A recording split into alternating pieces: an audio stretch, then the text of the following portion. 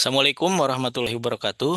Kami dari kelompok 4 akan membahas tentang pengaruh efektivitas tata naskah dinas elektronik atau e-office terhadap kinerja organisasi, khususnya di lingkungan Kementerian Pekerjaan Umum.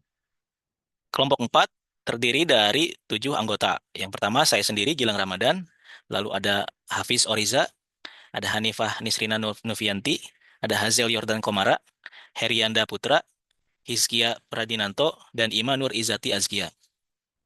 Pada bagian pertama, terdapat 3 isu utama terkait penerapan TND ini. Yang pertama, masih adanya pegawai yang belum terbiasa menggunakan aplikasi TNDE. Lalu yang kedua, ketika surat sudah disubmit ke TNDE, maka tidak bisa dilakukan perbaikan. Dan yang ketiga, TNDE masih harus dicek secara berkala melalui email. Kelompok 4 terdiri Untuk isu yang pertama, datanya masih ada pegawai yang lebih sering menggunakan cara yang lama. Lalu ada keterlambatan unggah. Untuk faktanya, literasi digital yang berbeda.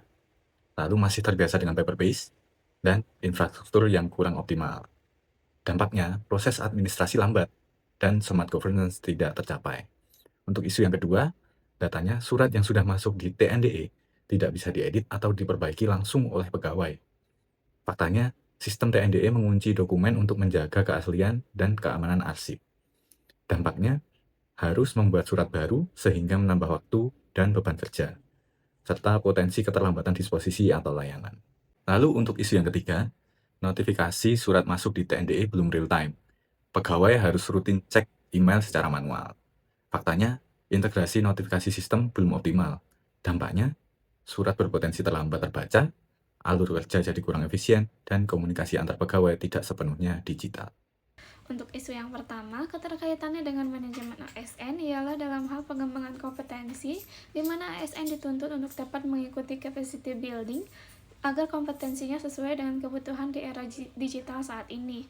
Isu ini menunjukkan adanya kesenjangan kompetensi antara ASN, sedangkan keterkaitannya dengan smart ASN itu ada pada nilai literasi digital dan juga profesionalisme, di mana ASN dituntut tidak hanya paham terkait dengan substansi kerja, tapi juga dapat memanfaatkan tools yang digunakan untuk memberikan layanan yang cepat dan juga efisien.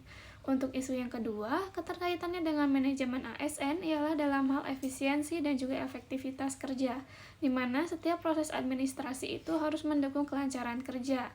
Apabila surat dalam TNDE ini tidak dapat diperbaiki, maka berpotensi terjadinya pemborosan waktu dan juga energi untuk membuat ulang dokumen. Sedangkan keterkaitannya dengan Smart ASN ada pada nilai adaptif dan juga inovatif serta profesionalisme. ASN dituntut untuk bersikap adaptif terhadap keterbatasan sistem, sehingga mendorong ASN untuk mencari jalan keluar dan membuat inovasi untuk mengusulkan fitur edit dan juga adendum. Selain itu, ASN juga dituntut untuk lebih teliti sebelum mengunggah dokumen. Isu yang ketiga adalah keterkaitannya dengan manajemen ASN, ialah dalam hal integrasi sistem kerja dengan dan juga manajemen perubahan, di mana penggunaan teknologi ini seharusnya mempermudah pekerjaan. Namun, adanya isu ini malah membebani pegawai, sedangkan kaitannya dengan Smart ASN ini berada pada nilai efisien dan juga adaptif. Smart ASN harus bisa bekerja secara efisien, termasuk memberi usulan agar sistem terintegrasi dan mendorong inovasi untuk memperbaharui sistem ini, termasuk notifikasi real-time di TNDE. Nah, secara prioritas ini sudah dapat dilihat untuk, prioritas yang pertama itu ada di isu yang pertama, lalu prioritas kedua ada di isu yang kedua, dan prioritas ketiga ada di isu yang ketiga. Jadi berdasarkan analisis lapisan isu yang menggunakan metode apakah ini, hanya isu nomor pertama nih yang masih adanya pegawai yang belum terbiasa menggunakan aplikasi TNDE. Tentunya ini yang memperoleh skor tertinggi dan menjadi isu prioritas.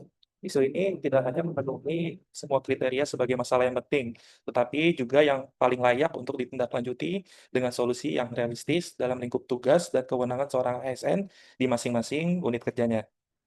Baik, selanjutnya kelompok kami menggunakan analisis SWOT, di mana kekuatan dari TNDI ini sendiri yang pertama adalah efisiensi kerja, seperti alur surat lebih cepat, paperless, dan transparan. Kedua, sistem yang terintegrasi, mendukung surat masuk, keluar, disposisi, arsip, agenda, dan tanda tangan elektronik dalam satu platform. Yang ketiga yaitu TNDE sudah memiliki dasar hukum, seperti Permen PUPR nomor 28 tahun 2020.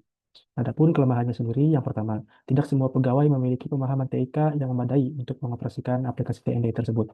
Kedua, tidak ada siklus onboarding dan refresh training terjadwal untuk pegawai baru atau yang tertinggal. Yang ketiga adalah migrasi arsip lama ke TNDE belum tuntas atau terstandar. Oke, selanjutnya pada bagian opportunities, di mana yang pertama adalah tuntutan era digital yang mendorong transformasi digital pemerintahan, yaitu sejalan dengan smart governance.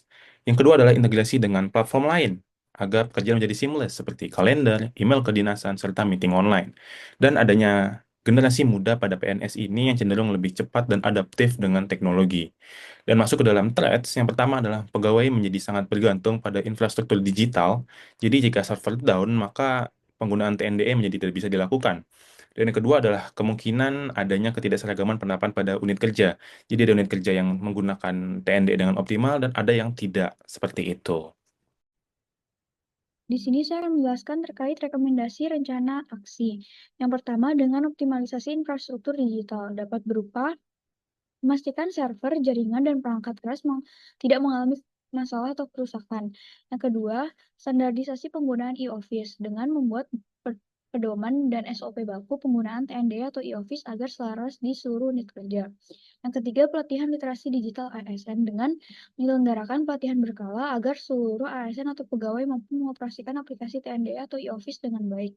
Yang keempat, penguatan keamanan data dan informasi dengan cara mengimplementasikan enkripsi dan backup rutin agar dokumen digital terjaga dari kebocoran data, dan yang terakhir melakukan evaluasi efisiensi waktu proses surat dengan cara mengukur rata-rata waktu disposisi dan tindak lanjut surat keluar atau masuk sebelum dan sesudah penerapan.